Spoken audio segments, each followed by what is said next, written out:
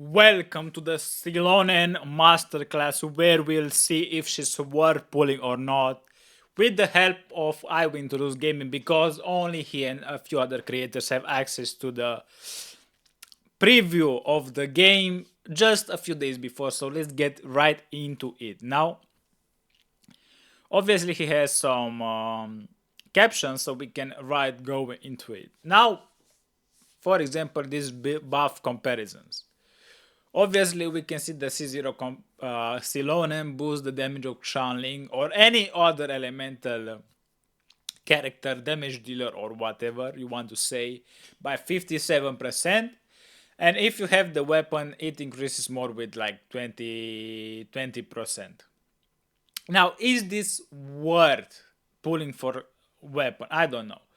But from what we can see, the damage comparison, just having a C0 Xilonen and a rank 1 is not that big, but from just Shangling to C0 Xilonen is big.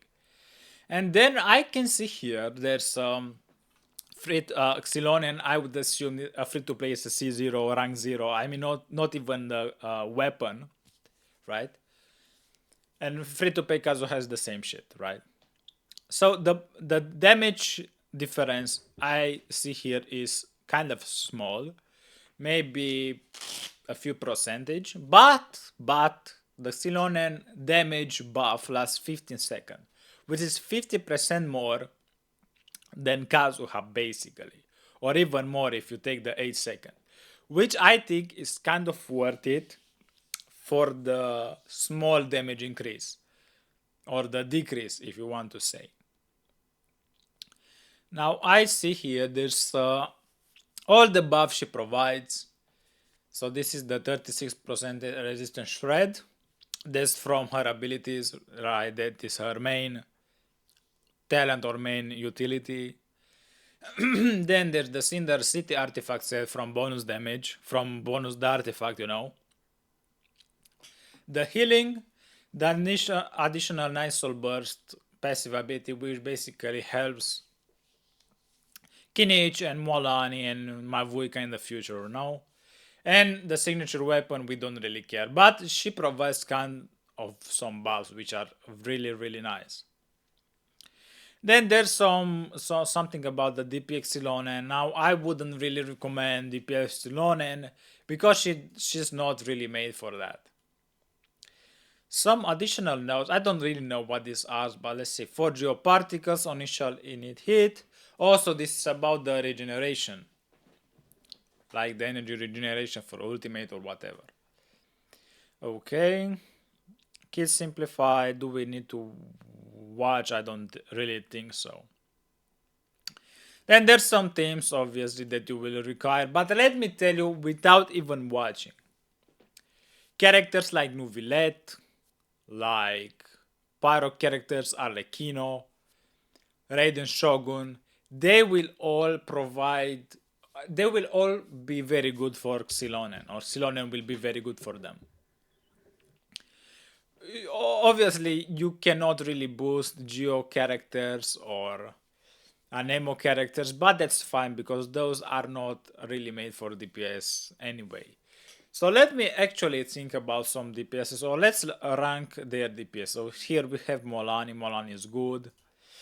Novilette, which obviously I've told you, maybe there will be Navia. I think Navia is gonna be here. Let's see. No Xilonen.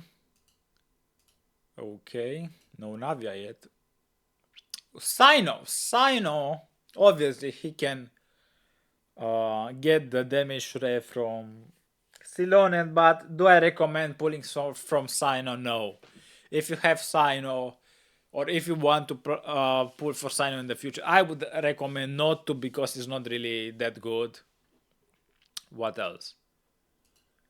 Arlecchino, like I've told you, these are the main DPS guys. These are maybe Navia, maybe Ayaka will be here. I don't know. No, there's not. It's just this for teams. And there's his opinion and overview or whatever you say. But let me actually tell you what I think just from reading this and having seen some kind of information so far.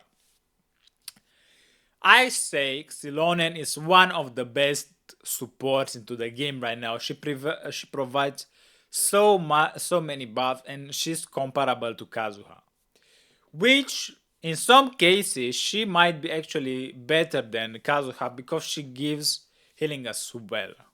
And healing is very important for few characters like Furina.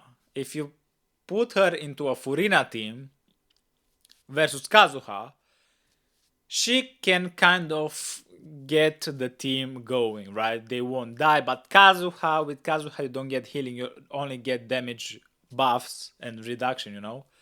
So if you get hit a few times, you're kind of dead, so your run is going to end. So maybe for Abyss 12, I would say Xilonen is just so much better pick, if you ask me. Maybe she can crystallize as well, you can get a small shield, you know, stuff like that, which maybe is kind of adding. And I think she's gonna open so many options of team building, I guess, because this is all about team building, how you make the team composition, right? So let's see what he has to hear about, but I would say you should almost 100% pull for Xilonen. She's hot.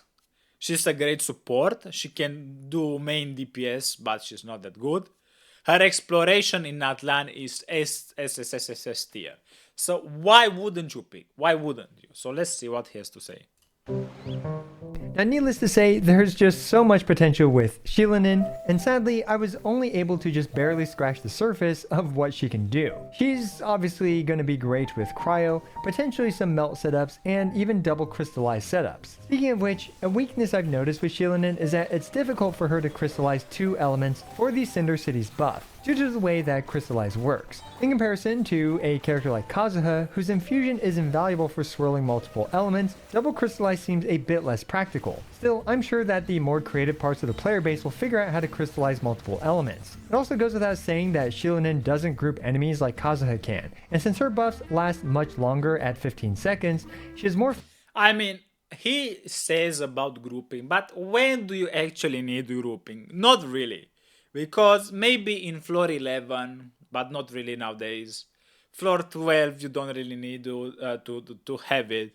And in floor 11, if you really need grouping, you can use Venti, you can use Sucrose, you can use some AoE characters like maybe Nuviled, which don't really need grouping. So grouping, is it really bad? Sometimes it is, sometimes it's not, but I don't think that's a bad thing that Xilonen doesn't have it.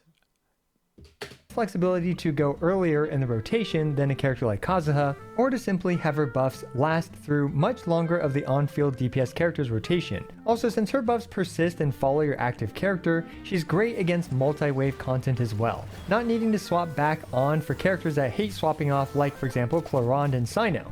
On top of that, she has competitively low field time for a support character and a short 7-second cooldown on her skill, and provides that invaluable quality of life healing as well. You also saw the potential she has as a main DPS character, which is surprisingly quite usable. Now, her as a main DPS character certainly isn't setting any records, but it is very functional. Personally, I think Xilonen is one of the best support characters we've seen in a long time. I've told you, I could have sworn he would say that.